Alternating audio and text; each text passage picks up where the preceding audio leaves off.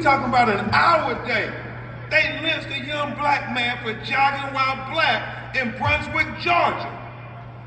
And then after that, we witnessed our sister Breonna Taylor be killed because the Louisville Metropolitan Police Department was executing an unnecessary, unjustifiable, and unconstitutional, and I might add, illegal no-knock warrant on her house at 1 in the morning. And I say illegal because the police officers lied on the probable cause affidavit talking about she was getting suspicious packages delivered to her house to entice the judge to sign the no-knock warrant. And then when we uncovered the lies, we saw that the postmaster said he never said Breonna was getting any suspicious packages delivered to her house. But yet, in the sanctity of her own home, this young woman who was a lot like you and I, she was graduating, she was in college getting her nursing degree. She was 26 years old, a young lady with the whole world ahead of her. And they kicked in her front door and they mutilated her body with 9 bullets while she was practically naked in her nightgown.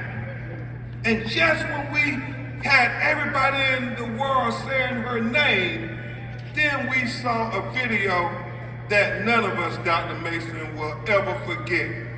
We saw the torture video of George Floyd on May 25th, 2020,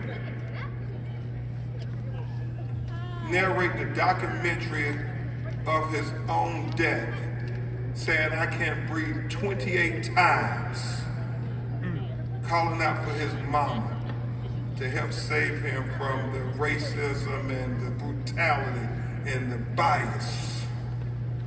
And once we saw that video, we could not unsee that video. But I just want to publicly thank you all, you young people, for being our co-counsels and making sure that we gave their family, my clients, some measure of accountability, some measure of respect, some measure of defining their legacy, and some measure of justice, especially by the way you protested, the way you tweeted, the way you kept marching, the way you kept signing petitions saying Breonna life matter. Make sure that we got convictions in the Ahmaud Arbery. And for Derek Chauvin, the police officer who kept his knee on George Floyd's neck, it was you all helping my legal team make sure we got a verdict of guilty, guilty, guilty. So I want to thank you all, young people. We could not have done it without you. That will be your legacy. COVID won't be your legacy, class of 2022. And finally, I want to remind you of your obligation going forward. Dr. King said that the coward asked the question, is it safe? He then said expediency will ask the question, is it politically correct?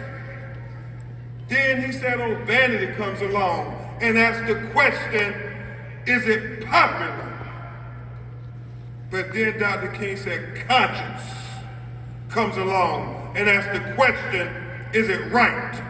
And Dr. King concluded that there comes a time when one must take a position that's neither popular nor politically correct or not even safe. But he said there comes a time when one must take a position because their conscience tells them it is the right thing to do. And I submit to you, graduating class of 2022, it is the right thing to do to stand up for our communities, to speak up for our culture, to fight for our children's future. Because if we're not willing to fight for our children's future and future generations, we can't expect nobody else to do it for us. We have to fight for our children's future, the children yet unborn in our communities. We have to fight for them until hell freezes over. And then we have to be ready to fight on the ice. Because that's how important future generation of little black children marginalized people.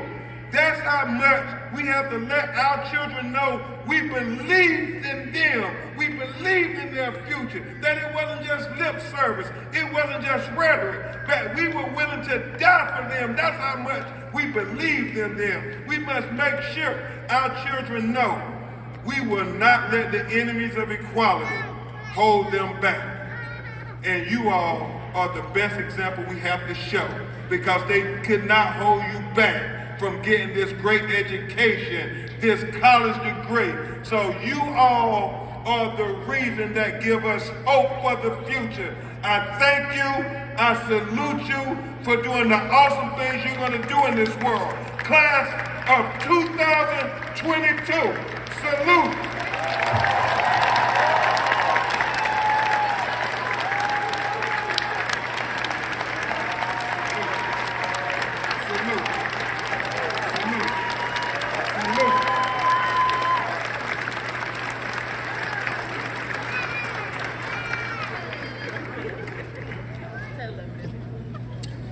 Thank you, Mr. Crump.